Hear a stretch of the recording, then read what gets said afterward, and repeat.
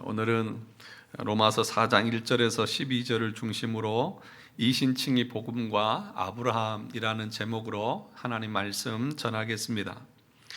3장까지 우리는 사도 바울이 모든 인류가 죄로 말미암아서 하나님의 진노와 심판 아래 있다는 사실을 들었습니다. 그래서 우리의 힘으로라 또 우리의 행위로는 절대로 그 심판에서 벗어날 수 없는 절망적인 상황 가운데 우리 인류가 놓여 있다는 사실을 우리가 들었습니다. 1장에서부터 3장까지 사도 바울은 계속해서 그 사실을 증거하고 논증해 왔습니다. 의인은 없나니 하나도 없다. 불경건과 불의 속에 있는 인간을 기다리고 있는 운명은 오직 하나다. 하나님의 무서운 심판과 진노 외에는 죄 아래 놓여 있는 인간에게 어떤 것도 없다라고 하는 것을 말했습니다. 앞에 우리가 읽지는 않았지만 로마서 3장 20절에 보면 그러므로 율법의 행위로 그의 앞에 의롭다 하심을 얻을 육체가 없나니 율법으로는 죄를 깨달음이니라. 그러니까 앞에서 계속 바울이 논증했던 그 말의 결론과도 같은 말입니다. 인간의 행위로 율법을 지킴으로 하나님 앞에서 의롭다고 인정받을 인간은 이 세상에 단 한 사람도 없다는 것입니다. 율법을 지키려고 하면 할수록 자신이 율법에 의해서 죄인으로 드러나게 되고 자신이 죄인이라는 사실을 더 뼈저리게 느끼고 발견할 뿐이지 그 행위를 통해서 율법을 지키는 것을 통해서 자신이 하나님 앞에 의롭다고 내세울 만한 것이 하나도 없다는 것입니다. 그리고 3장 21절부터 그러나 이제는 그렇게 시작을 합니다.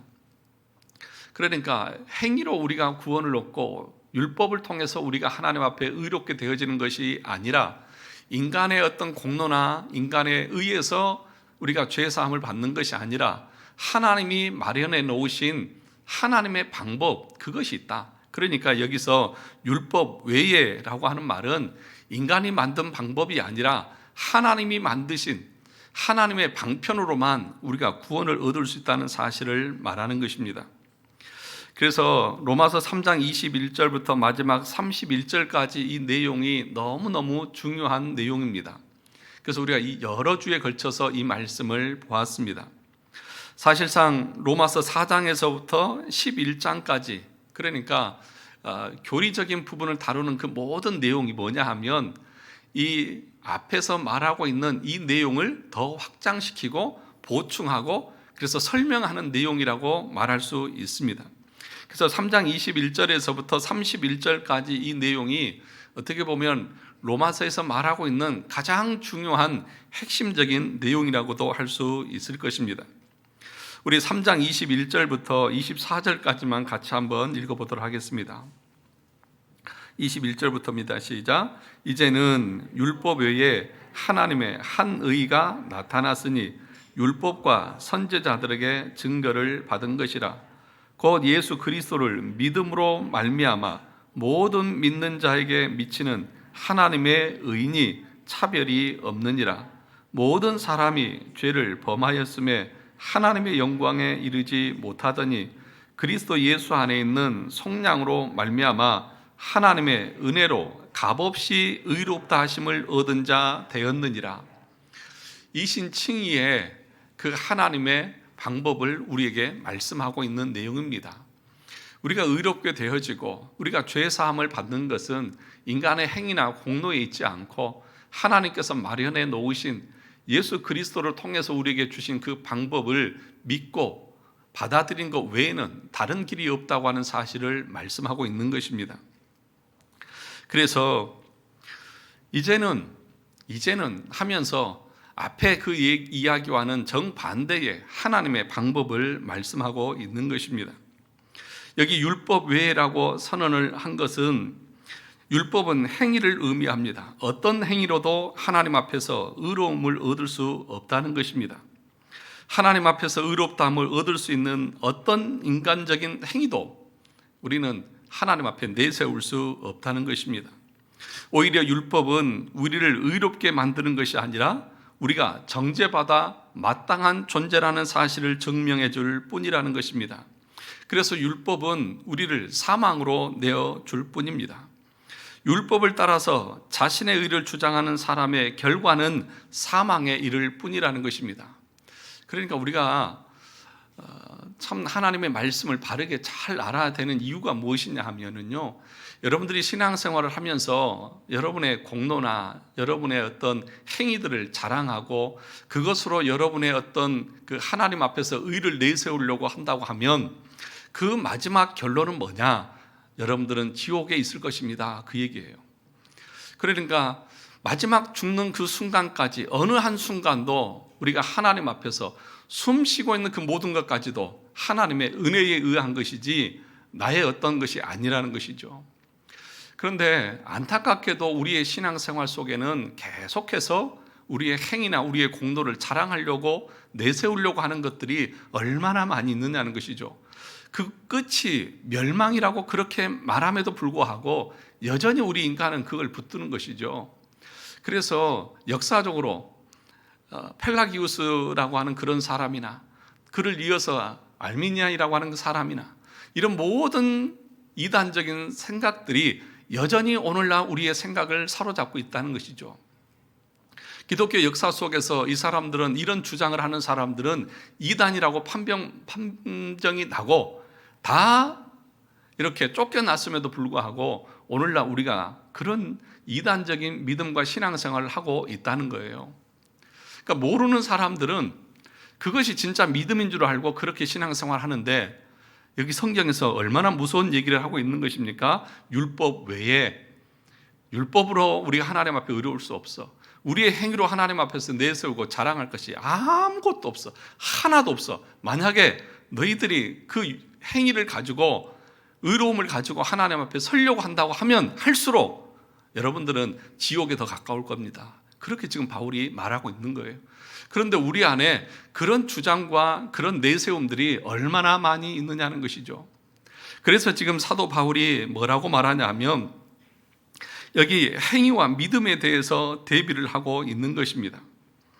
바울은 우리의 행위를 말할 때에 어떤 것도 제한을 두지 않습니다. 어떤 것도 예외를 두지 않습니다. 모든 것을 다 포함합니다.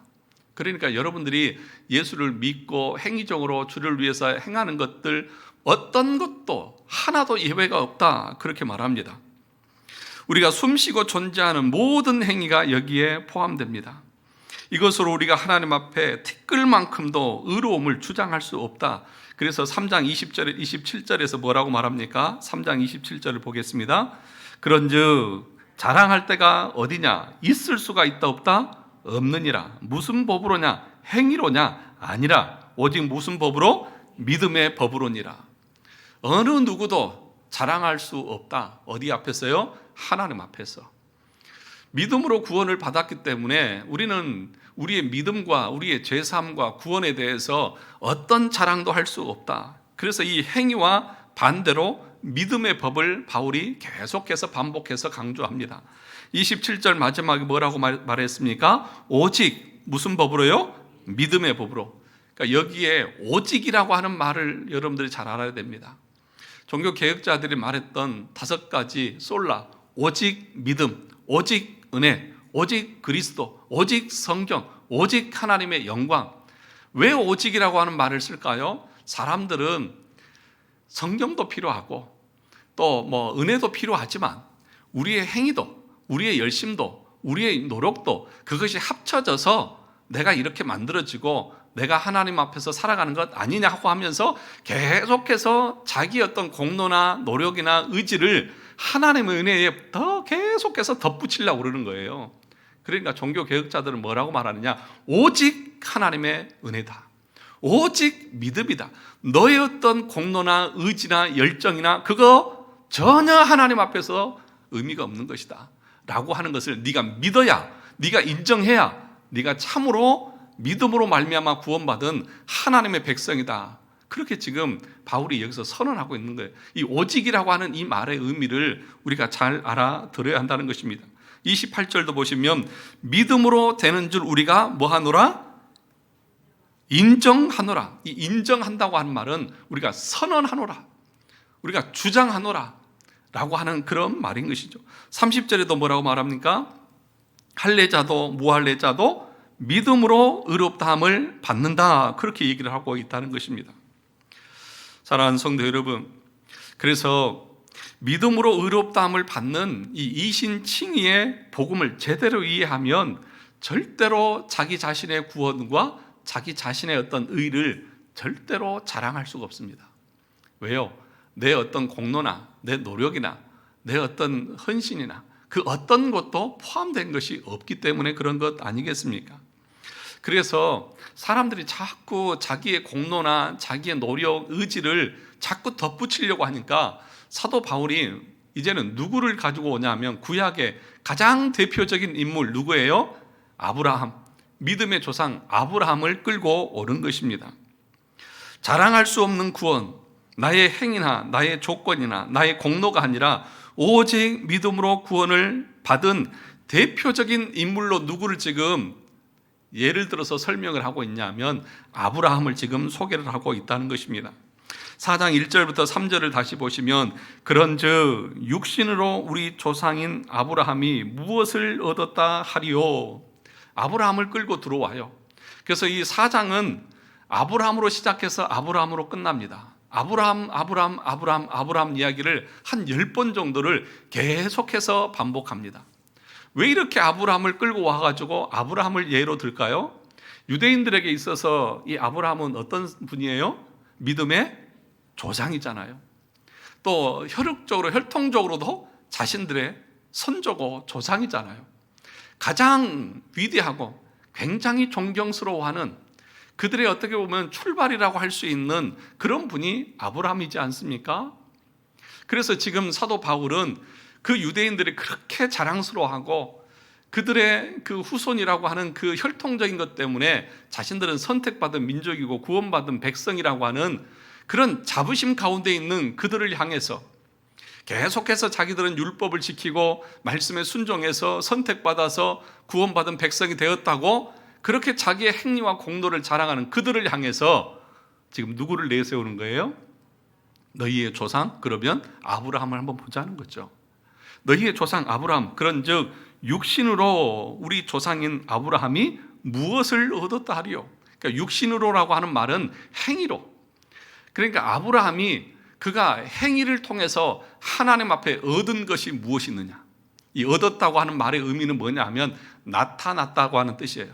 그러니까 아브라함이 그 행위를 통해서 하나님 앞에 드러내고 나타낸 의가 무엇이 있느냐 한번 보자는 거죠. 우리 2절을 보십시오. 만일 아브라함이 행위로서 의롭다 하심을 받았으면 자랑할 것이 있으려니와 하나님 앞에서는 있다 없다? 없느니라, 그렇게 얘기를 하고 있습니다. 무슨 얘기를 하고 있는 겁니까? 아브라함이 자기의 행위로 하나님 앞에서 의롭다함을 받은 것이 있느냐? 없다는 거예요. 없다는 거예요. 야, 너희들이 그렇게 행위를 강조하는데 너희 믿음의 조상인 아브라함도 하나님 앞에서 자신의 행위를 통해서 의롭다함 받은 게 없어. 하나님이 의롭다고 인정해 준 것이 나타난 것이 아무것도 없다고. 그런데 어떻게 너희들이 너희의 조상인 아브라함을 말하면서 행위를 강조하고 너희의 공로를 주장할 수 있느냐는 거예요. 사랑하는 성도 여러분, 이건 유대인들에게만 해당되는 말이 아니라 우리도 그 믿음을 이어받은 사람들 아닙니까? 그러므로 우리의 믿음에 대해서 하나님 앞에서 우리의 믿음의 공로를 의를 자랑하고 드러낼 것이 무엇이 있느냐는 거죠. 우리도 자랑할 것이 아무것도 없다는 것입니다. 아브라함이 행위로서 의롭다 하심을 받았으면 자신의 공로를 자랑할 수 있겠지만 그에게는 하나님 앞에서 자랑할 것이 없었습니다. 그러므로 그는 행위로서 의롭다 하심을 받은 것이 아니었습니다 라고 하는 것을 지금 처음부터 시작을 하고 있는 것입니다. 3절을 보시면 성경이 무엇을 말하느냐? 아브라함이 뭐함에? 하나님을 믿음에 그것이 그에게 의로 여겨진 바 되었느니라. 그러니까 아브라함도 행위로 의로워진 것이 아니라 하나님께서 주시는 그 믿음으로 말미암아서 의롭게 되어졌다, 그렇게 얘기하고 있다는 것입니다. 그러니까 이런 논증을 들었을 때에 유대인들의 마음이 어땠을까요? 그들이 아마도 더 이상 입도 뻥끗할 수 없는, 다물 수밖에 없는 그런 지경에 이르렀을 것입니다. 자신들은 육신적으로 선택받은 백성이고 율법을 잘 지키고 있다고 자부하고 있었기 때문 아닙니까? 그런데 자신들의 믿음의 조상인 아브라함도 행위가 아니라 하나님이 주시는 믿음으로 말미암아 구원을 얻었다고 하면 할 말 다 한 것 아니냐는 것이죠. 그런데 여기서 또 오해하는 것이 있습니다. 그러니까 믿음으로 의롭게 되어졌다고 말하니까 그러면 아브라함이 믿은 것 아닙니까? 그 믿음이 자기의 공로 아닙니까? 아브라함이 믿었으니까 의롭게 된 거 아닙니까? 그 믿은 것은 아브라함의 행위 아니냐는 것이죠. 여러분 어떠세요? 저를 한번 보세요. 그렇지 않습니까? 사람들이 그렇게 주장하는 거예요. 여러분들도 그래서 믿으면 하나님께서 복을 줘. 그러면서 여러분들도 믿음의 어떤 행위적인 것을 강조하잖아요. 넌 믿음이 없으니까 그러는 거야. 더 단단하게 믿어. 큰 믿음의 사람이 돼야지 하면서 여러분들도 믿음을 강조하고 믿음을 더 굳세게 하기 위해서 행위적인 노력들을 많이 하지 않습니까? 그러니까 사람들이 그 믿음을 어떻게 생각을 하냐 하면 자기의 어떤 공로로 생각하는 그런 경향들이 있다는 것입니다. 그런데 여러분, 새벽에 나와서 히브리서를 이렇게 말씀을 들은 분들은 아시겠지만 여러분, 믿음이 우리의 공로입니까? 아닙니까? 제가 이렇게 얘기했으니까 분명히 다 아니요라고 말하겠죠. 여기서도 공로라고 말하는 사람은 졸 다 깬 사람이겠죠. 예를 들죠. 히브리서 11장에 보면 믿음으로 살았던 사람들의 예를 계속해서 듭니다. 믿음으로. 근데 그 믿음으로 살았던 사람들의 그 삶의 내용들을 바라보면은요, 믿음으로 산 게 아니에요. 예를 들어서 지금 아브라함을 예를 한번 들어볼까요? 아브라함이 갈대아 우르에서 아버지는 뭐 하는 사람이었어요? 우상을 만들어서 파는 일을 하는 사람이었어요. 그리고 아브라함을 불러왔어요. 그런데 자기의 아내를 누이라고 속여요? 누이라고 속이고, 또 하나님께서 아들을 주겠다고 말하는데도 믿지 못하고 웃어버리고, 그런데도 불구하고 하나님께서 어떻게 하시는 것입니까?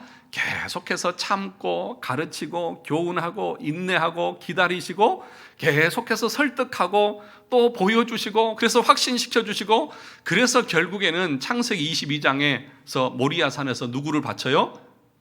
이삭을 바치는 거예요. 그게 하루아침에 이루어졌습니까? 아니잖아요. 하나님께서 계속해서 그렇게 이끌어 가시고 믿게 하시고 만들어 가신 결과가 그런 거 아니냐는 거죠. 그러면 여러분, 모세는 한번 볼까요? 모세는 어떤 사람이에요? 광야에 있을 때에 하나님이 찾아와 가지고 애굽에 있는 내 백성을 이끌어내라고 그러니까 모세가 뭐라고 말했습니까? 예, 알겠습니다. 그러고 갔어요? 하나님, 보낼 만한 자를 보내십시오. 나는 못 갑니다. 그래서 하나님께서 지팡이가 뱀이 되는 기적, 문둥병이 걸렸다가 치료되는 기적, 별걸 다 하고 내가 함께 가겠다, 내가 내 입이 되어주겠다, 별걸 다 해도 모세는 어떻게 해요? 전 못 갑니다. 제가 누구라고 갑니까? 보낼 만한 자를 보내십시오. 5번이나 실갱이를 출애굽기 3장과 4장에 보면 계속해서 하시잖아요. 하나님이 진노하시자 그때사 어쩔 수 없어서 어떻게 보면 가잖아요. 그게 믿음으로 산 거예요, 여러분. 그게 진짜 믿음으로 산 거 맞습니까? 아니에요. 하나님이 그렇게 이끌어 가셨어요. 그가 믿을 수밖에 없도록 항복하고 맞습니다, 하나님이 옳습니다라고 인정할 수밖에 없도록 하나님께서 세워 가신 거예요. 이스라엘 백성들이 애굽에서 나와서 홍해 앞에 섰을 때는 어떠했습니까? 그들이 홍해를 그냥 나는 믿음으로 이 발을 홍해에 디디면 하나님께서 홍해를 갈라주실 줄 믿고 나는 들어갈 거야 하고 믿음으로 건넜습니까? 그런데 히브리서는 이스라엘 백성들이 믿음으로 홍해를 건넜다고 말해요. 그런데 여러분, 출애굽기 14장을 보시면은요, 이스라엘 백성들이 어떻게 하냐면 그 앞에 서가지고요, 뒤에서는 애국 군대가 쫓아오죠. 앞에는 홍해가 가로막혀 있죠. 그러니까 모세와 하나님을 향해서 원망하고 불평하면서 왜 우리 애굽에서 잘 먹고 잘 살고 있는 우리를 이끌어서 이 광야에서 죽게 하느냐, 누가 우리를 여기서 데려오라고 했냐 하면서 얼마나 불평하고 원망하는지 몰라요. 그런데 그런 사람을 가리켜서 히브리서는 뭐라고 말하느냐, 이스라엘 백성들이 믿음으로 홍해를 건넜다. 아니에요. 누가 하셨어요? 하나님이 하셨잖아요. 하나님이 홍해도 가르시고 모세를 통해서 모세가 뭐라고 말합니까? 너희는 가만히 있어. 그리고 오늘날 너희를 위해서 하시는 하나님의 구원을 봐. 그리고 밤새 하나님께서 동풍을 일으켜서 홍해를 가르시고 마른 땅같이 건너게 하셨잖아요. 그 건너고 나서 이스라엘 백성들이 뭐라고 말하냐면 출애굽기 14장 31절에서 이렇게 말합니다. 이스라엘이 여호와께서 애굽 사람들에게 행하신 그 큰 능력을 보았으므로 백성이 여호와를 경외하며 여호와와 그의 종 모세를 믿었더라. 그러니까 그들의 믿음은 어떻게 된 거예요? 자기들이 믿은 것이 아니라요, 하나님께서 믿게 해주신 거예요. 하나님께서 기적을 보여주시고 하나님께서 일하시는 것을 눈으로 확인시켜서 그들이 믿지 않으면 안 되도록 하나님께서 하신 거예요. 그러니까 쉽게 말하면 그들이 믿었다기보다는 하나님께서 믿게 만드신 거예요. 그러면 그것이 공로입니까? 하나님의 은혜입니까? 공로입니까? 은혜입니까? 은혜잖아요. 그러면 아브라함만 그렇고 모세만 그렇고 이스라엘 백성들의 믿음만 그런가요? 저와 여러분들의 믿음은 아닌가요? 저와 여러분들의 믿음 속에서도 하나님께서 말씀하시고 교훈하시고 가르치시고 깨닫게 하시고, 그리고 때로는 우리가 불평하고 원망하고 죄를 짓고 하나님을 불신하는 그런 삶 가운데 있음에도 불구하고 끝까지 하나님께서 인내하시고 기다려주시고 다 받아주셔서 오늘날 이만큼이라도 누가 만드셨어요? 누가 만드셨어요? 하나님이 만드셨잖아요. 그런데 뭘 내 믿음을 자랑해요? 무슨 내 공로를 자랑할 게 있어요? 너도 나처럼 좀 믿어봐. 그렇게 말할 자격이 누가 있냐고요. 그런데 우리 어때요? 나 정도는 되면 괜찮지. 그렇지 않아요? 너 왜 믿음이 그 모양이야? 나처럼 좀 믿어봐. 그렇게 우리는 주장하고 그렇게 내 공로나 내 믿음을 자랑할 때가 얼마나 많이 있느냐는 것입니다. 사랑하는 성도 여러분, 그러나 그렇지 않습니다. 우리의 믿음은 우리가 믿어서 우리가 구원을 얻은 것이 아니라는 거예요. 왜 이것을 말하냐면 여러분들이 믿음으로 구원을 받았다고 말할 때에 그 믿음이 여러분의 공로가 되어지면 예수 그리스도로 말미암아서 여러분들이 구원받은 것이 아니라 여러분이 믿었기 때문에 그 믿음의 공로가 여러분의 구원의 근거가 되는 거예요. 그런데 여러분이 믿어서 구원을 받은 것입니까? 예수 그리스도께서 십자가에서 죽으시고 부활하신 그 은혜로 구원을 얻은 것입니까? 말들은 잘하죠. 우리의 구원의 근거는 우리의 믿음에 있는 것이 아닙니다. 우리의 구원의 근거는 그리스도의 은혜에 있는 거예요. 하나님의 사랑에 있는 거예요. 그것을 우리가 분명하게 구분하고 그것에 대해서 분별할 수 있어야 한다는 거예요. 그러니까 여러분들이 믿음을 가지려면 어떻게 해야 되느냐? 이 자리에서 제가 여러분 예수님만 믿으세요 그렇게 말하는 것이 아니라 왜 어떻게 무엇을 믿어야 되는지를 설명을 하면, 그렇게 계속해서 하나님께서 설득하고 가르치고 이끌어 가셨듯이 하면 어느 순간 성령께서 그 말씀이 믿어지게 하고 그 말씀이 이해되게 해서 여러분의 마음에 믿음의 자리를 확 잡는 거예요. 그 누가 하는 거예요? 성령께서 내 안에서 하는 거예요. 우리는요 믿으려고 하지 않았어요. 우리는요 열심을 내지도 않았어요. 내가 예수 그리스도를 믿어서 구원을 얻어야지 그런 생각을 한 적도 없다고요. 그 생각도 누가 주신 거예요? 하나님께서 주신 거라고요. 이것을 여러분 분명히 아셔야 한다는 거예요. 한 가지 더 물어보겠습니다.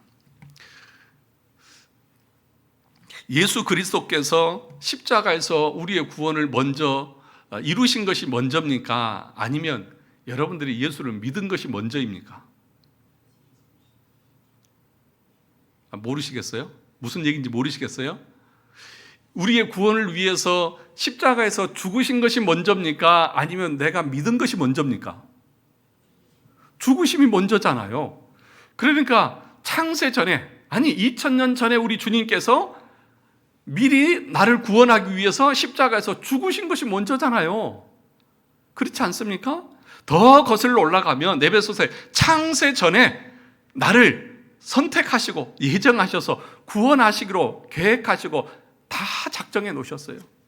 그런데 거기에 대해서 내가 믿었으니까 이렇게 얘기할 수 논리적으로 있어요, 없습니까? 없다고 그렇게 말하는 것입니다. 그래서 다시 로마서 4장 3절에서부터 이렇게 말합니다. 성경이 무엇을 말하느냐? 아브라함이 하나님을 믿음에 그것이 그에게 의로 여겨진 바 되었느니라. 그러면서 이 믿음으로 의롭게 되어진 것을 어디에 비유를 하고 있냐면 우리 4절을 같이 보겠습니다. 시작.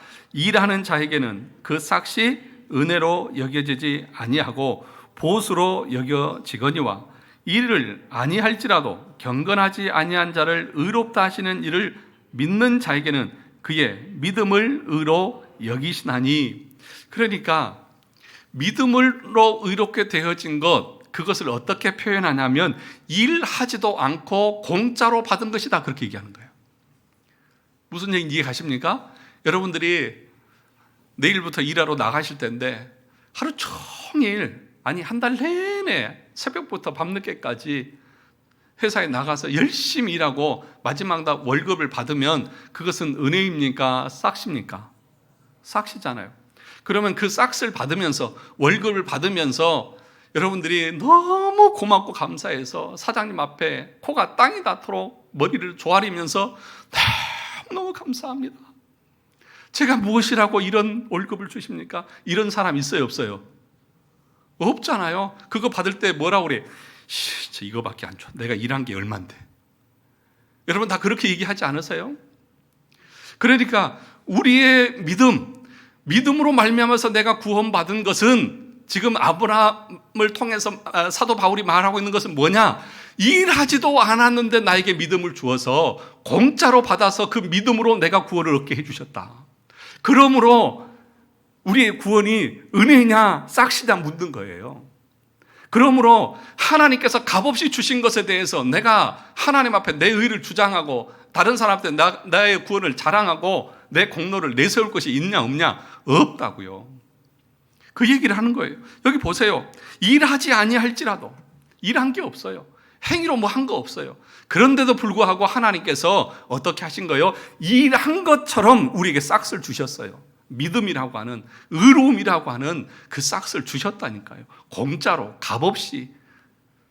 그것으로 말미암아서 우리의 죄가 다 탕감되고 다 용서되어져서 하나님의 자녀로 구원받은 백성이 되었다고요. 여러분, 이게 얼마나 큰 은혜입니까? 이게 얼마나 감사하고 감격스러운 것입니까? 내가 뭔데? 한 것 아무것도 없이 세상에서 가장 귀하고 값진 것을 나에게 주셨다고요. 그래서 지금 바울은 일과 싹과 은혜와 보수를 대비하고 있어요. 일하지 않았는데 싹스를 받았어요.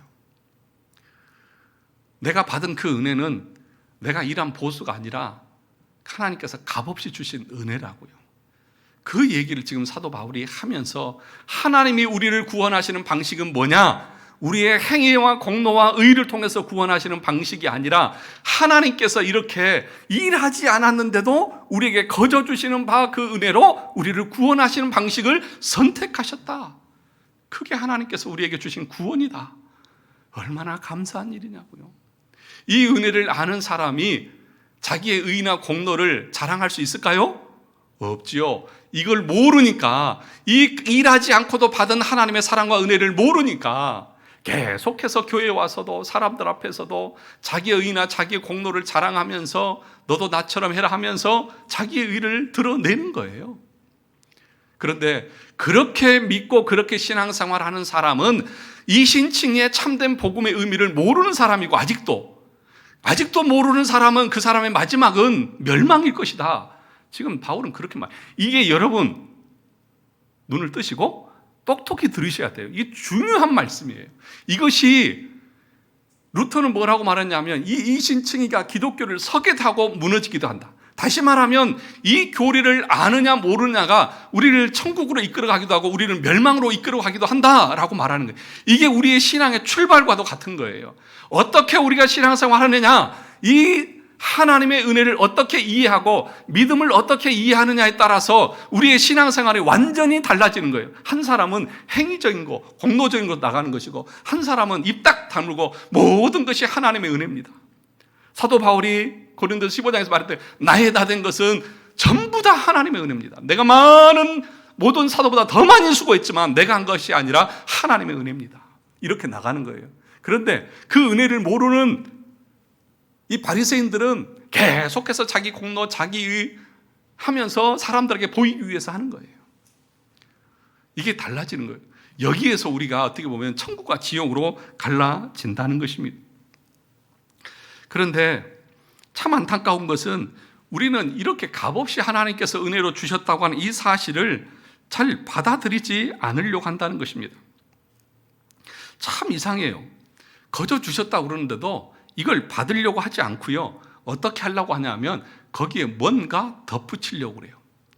뭔가 덧붙여서 같이 그래도 나도 뭔가 일조를 했고 기여를 했다고 하는 그런 마음을 가지려고 한다는 것입니다. 왜 그럴까요? 우리 안에는요, 타락한 인간의 본성 안에는 공로 중독증이 있어요. 그러니까 뭐든지 어떤 공로를 만들어내려고 해요.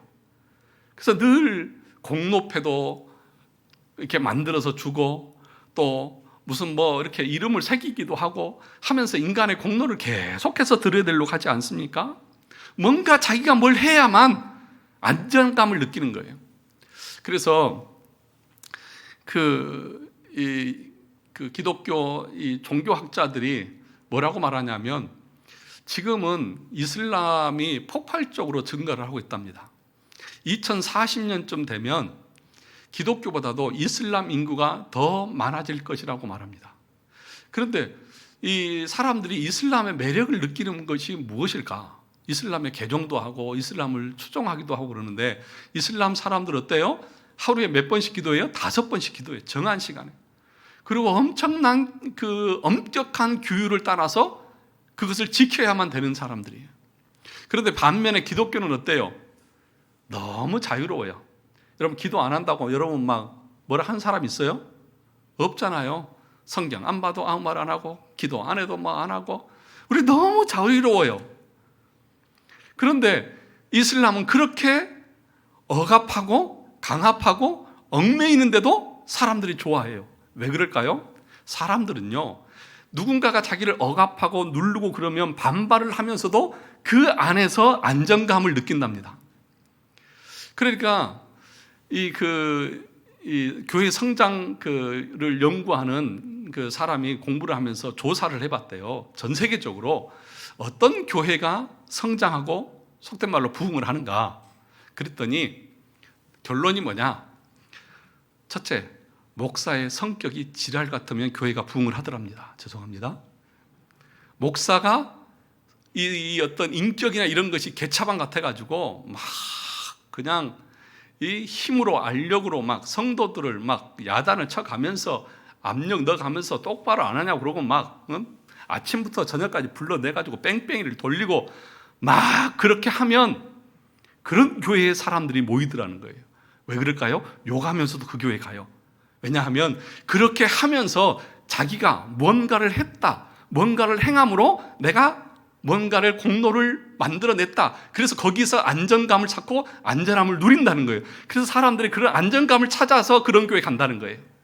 그런데 내가 아무것도 하지 않고 그냥 그렇게 뭔가 하는 일이 없는 것 같다 그러면 그런 데는 안 간다는 거예요. 그래서 우리 교회 사람들이 안 오나? 저는 아무것도 안 시키잖아요. 그런데 여러분, 그런 것은 기독교가 아닙니다. 그건 기독교가 아니라고요, 여러분. 사람들을 억압해서 강압하고 뭔가를 해서 그들에게 만족감을 주고 그들에게 어떤 공로의식을 심어주고 그래서 그 속에서 기쁨을 누리게 하는 것은 기독교가 아니라고요. 여러분, 하나님께서 창세기부터 시작해서 아브라함부터 시작해서 그들을 믿음으로 이끌어가는 그 방식을 한번 여러분들이 머릿속에 떠올려 보세요. 하나님께서 아브라함에게 겁을 주고 압력을 주고 너 그렇게 하면 죽어 하면서 협박하면서 아브라함을 모리아 산에 이삭을 바치는 데까지 하나님께서 데리고 가셨습니까? 아니에요. 아브라함이 믿으려고도 하지 않고 불신앙적인 모습을 보이고 그럼에도 불구하고 하나님 어때요? 기다려주세요. 참아주세요. 그러면서 하나님께서 하신 것을 계속 보여주세요. 그래서 결국에는 항복하고 하나님 맞습니다. 하나님의 말씀이면 다 맞습니다. 제가 하나밖에 없는 독자 이삭도 드리겠습니다 라고 스스로 결정하고 할 수 있도록 하는 거예요. 그게 하나님께서 우리의 구원을 이루고 하시는 방식이라고요. 그런데 가짜들은 어떻게 하느냐? 계속해서 협박하고 압력하고 그렇게 하면 복 못 받는다 하면서 우리를 그렇게 이끌어 가는 거예요. 그런데 그거는요, 기독교가 아니라고요. 사랑하는 성도 여러분, 이스라엘 백성들뿐만 아니라 모든 사람들을 하나님은 그렇게 구원을 이끌어 가셨어요. 만약에 여러분들이 여러분의 행위를 통해서 구원을 얻을 수 있었다고 하면 여러분은 진즉 죽었어요. 하나님이 그 강압에 의해서 여러분들을 구원으로 이끌어 가려고 했다고 하면 여러분 전부 다 죽었어요. 이 자리에 있을 사람이 아무도 없어요. 그래서 야고보 사도는 뭐라고 말했냐면요, 자유케 하는 율법이라고 말했습니다. 야고보서 1장 25절에 자유롭게 하는 온전한 율법을 들여다보고 있는 자는 듣고 잊어버리는 자가 아니요 실천하는 자니 이 사람은 그 행하는 일에 복을 받으리라, 그렇게 얘기를 하고 있습니다. 무슨 얘기냐 하면, 여러분이 은혜로 구원을 받았지 않습니까? 강압에 의해서 여러분들이 구원에 이른 것이 아니라 은혜로 구원을 받았어요. 그래서 항복하고 하나님 감사합니다. 그러면서 여러분들이 구원의 은혜를 얻었다고 하면 이제 여러분들의 삶의 모습은 어떠냐 하면요, 열심히 봉사하십시오, 기도하십시오, 충성하십시오, 말하지 않아도 알아서 한다는 거예요. 알아서. 그래서 여기 뭐라고 말하냐면, 온전한 율법을 들여다본 사람들은 듣고 잊어버리는 사람이 아니라 실천하는 사람이다. 그러니까 여러분들이 이신칭의 그 복음의 은혜를 알고 나면 말씀을 행하지 않는 것이 아니라, 순종하지 않는 것이 아니라 더 기쁨으로 자원해서 순종하는 거예요. 아브라함이 이삭을 모리아 땅에서 바치듯이 그렇게 자원함으로 헌신하며 나가는 거예요. 그래서 어떤 사람들은 이런 염려를 해요. 목사님, 우리가 믿음으로만 구원을 얻는다고 하면 믿기만 하고 사람들이 행하지 않을 거 아닙니까? 난 믿었어, 그러니까 나는 그냥 구원 받았어, 그러고 행함이 없을 것 아닙니까? 라고 말하는데, 야고보 사도는 뭐라고 말합니까? 자유케 하는 율법이다. 진리를 알고 그 은혜를 아는 사람은 그 율법을 자유롭게 지킨다는 거예요. 그래서 야고보 사도가 뭐라고 말했습니까? 너희 믿음을 행함으로 증명하라. 이 말은 행함을 통해서 그 근거로 우리가 구원을 얻는다, 그 얘기가 아니라 참된 이신칭의 믿음을 아는 사람들은 그 열매로 행함이 자연스럽게 나오게 되어진다, 그 얘기를 하는 거예요. 그러면 여러분, 제가 여러분들에게 왜 새벽 예배 안 나오세요? 권사님, 집도 가까운데 왜 안 나오세요? 수요 예배는 왜 안 나오시고, 왜 이렇게 봉사도 안 하시고 그러세요? 그렇게 아무리 야단친다고 해도요, 안 하세요. 안 해요. 그러면 어떻게 합니까? 여러분들이 정말 일하지도 않았는데, 일한 것도 없는데, 내 공로가 아무것도 없는데, 내가 값으로 살 수 없는 이 구원과 이 믿음과 이 은혜를 일한 사람처럼 거저 죽은 것을 아는 사람은 그 은혜에 감사해서요, 하지 말라고 해도 해요. 그러니까 제가 할 일은 뭐예요? 이렇게 하세요, 저렇게 하세요, 압력을 넣어가지고 하는 것이 아니라 하나님이 우리에게 얼마나 큰 은혜를 주셨는지, 그걸 지금 여기서 우리에게 가르쳐주고 있는 거예요. 그러면서 6절에서부터 보시면, 이것만 보고 마치려고 하는데 6절 보시죠. 일한 것이 없이 하나님께 의로 여기심을 받은 사람의 복에 대하여 누가 말한 바? 다윗이 말했다는 거예요. 다윗이 뭐라고 말합니까? 주께서 그 죄를 뭐하지? 7절, 불법의 사함을 받고 죄가 가려짐을 받은 사람들은 무엇이 있고? 복이 있고, 주께서 그 죄를 인정하지 아니하실 사람은 무엇이 있도다? 복이 있도다.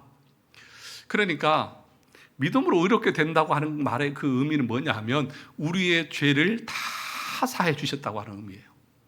근데 다윗이 시편 32편 1, 2절의 말씀이거든요. 시편 32편 1, 2절의 말씀을 지금 바울이 가져와서 다윗이 뭐라고 말했는 줄 아느냐? 뭐라고 말했다고 말합니까? 불법의 사함을 받고 죄가 가려짐을 받고 그 죄를 인정하지 아니하실 사람이 복이 있다. 그러니까 뭐냐 하면 받고 수동태예요. 내가 뭐 한 것이 아니라 거저 받았어요.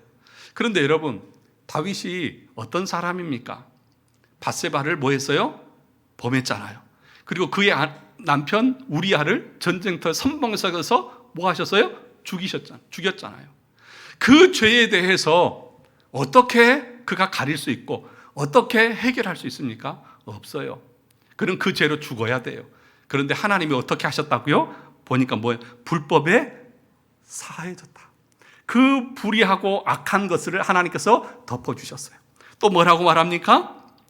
그 죄가 가려졌어요. 그리고 그 죄를 없다고 인정하지 않았어요. 하나님이 그 다윗의 그 죄에 대해서 다 덮어버렸어요. 야, 하나님이 너무하시네. 공의롭지 않네. 그렇게 말할 수 있죠. 그런데 하나님께서 그것을 어떻게 덮으셨습니까? 자기의 아들 독생자를 십자가에서 죽게 하시고 그 피로 다 덮으신 거예요. 그러니까 우리가 어떻게 해서 구원을 받은 거예요? 내 믿음으로 구원받은 것이 아니라 십자가의 그 은혜가 내 모든 죄를, 내 불법을, 내 죄를 가려 주셔서 하나님이 우리를 보실 때에 너는 죄가 없는 자다. 내 안에 죄가 있어요, 없어요? 있어요. 그런데 다 덮어서 하나님이 보실 때는 그리스도의 십자가의 피만 보고 너는 죄가 없어. 그게 이신칭의의 교리고 그것이 우리의 구원이라고 말하는 거예요. 그럼에도 불구하고 우리 안에는 죄가 있어요. 그래서 성경이 뭐라고 말하느냐? 우리의 안에, 그러니까 지금 이 가운이 참 깨끗하죠? 아주 깨끗하잖아요? 주일날 한번 입으니까. 그런데 뭐와 같냐? 이 안에는 누더기 같은, 거지 같은 옷을 입고 있어요. 그런데 이렇게 가운을 딱 입혀놓으니까 사람이 괜찮아 보이죠? 그죠? 그렇지 않습니까? 그러니까 그리스도로 옷 입었다고 하는 말의 의미가 뭐냐? 우리는 본성적으로 부패하고 타락하고 더럽고 냄새나요. 그런데 그리스도께서, 하나님께서 그리스도의 피로 우리를 다 덮으셨어요. 옷을 입혀주셨어요. 그래서 그 더러운 것들 다 가려주셨어요. 그렇게 은혜를 얻은 사람은 뭐한 사람이라? 복된 사람이다. 그러니까 우리가 하나님 앞에 나아갈 때 어떻게 나가는 거예요? 하나님, 저 같은 사람이 뭐라고? 이 가난한 심령으로, 애통한 심령으로, 하나님, 제가 한 것이 아무것도 없는데 내가 뭐라고? 당신의 독생자를 죽이셔서 내 불법을 가리고 내 죄를 덮으시고 나를 의로운 사람으로 삼아주십니까? 이 은혜로 우리는 날마다 하나님 앞에 나오고 이 감격 속에서 하나님을 섬기고 예배하고 나가는 거예요. 그걸 아는 사람들은요, 말하지 않아도, 강요하지 않아도요, 더 드리지 못하고 더 헌신하지 못해서 주님 죄송합니다. 이 마음으로 하나님 앞에 나아가는 것입니다. 사랑하는 성도 여러분, 무엇을 내세울 수 있습니까? 우리가 뭘 자랑할 수 있습니까? 우리의 무슨 믿음을 내세울 수 있습니까? 하나님 앞에서 교회에 와가지고 무슨 대접을 받으려고 그러십니까? 그렇지 않습니까? 여러분들은 하나님 앞에 분에 넘치는 대접을 받으셨어요. 그렇지 않습니까? 불법의 가림을 받고 그 죄가 가려지고 죄 없다고 다 인정함을 받은 하나님으로부터 그런 극진한 대접을 다 받으셨잖아요. 그런데 교회에 와가지고 무슨 대접을 또 받으려고 그러시냐고요. 그것처럼 어리석은 것이 어디 있습니까? 그러니까 이 이신칭의 은혜를 모르니까 다른 것을 통해서 자기의 존재를 드러내려고 하는데 아니에요. 여러분, 하나님의 은혜가 여러분들 다 덮고 있습니다. 하나님께서 아브라함도 그렇게 만드셨고 모세도 그렇게 만드셨고 이스라엘 백성도 그렇게 만드셨고 그 외에 히브리서 11장에 있는 모든 사람들도 하나님께서 은혜로 값없이 믿음을 주셔서 거기까지 이끌어 가셨어요. 그 은혜에 여러분의 인생을 맡기십시오. 그러면 하나님께서, 아브라함의 하나님, 이삭의 하나님, 야곱의 하나님께서 나의 하나님이 되셔서 여러분들도 그런 믿음의 자리로, 영광의 자리로, 구원의 자리로 계속해서 여러분들을 다듬어 가시고 세워 가실 것입니다. 이런 은혜가 저와 우리 모든 성도들 가운데 풍성하게 넘쳐날 수 있기를 주님의 이름으로 축원합니다.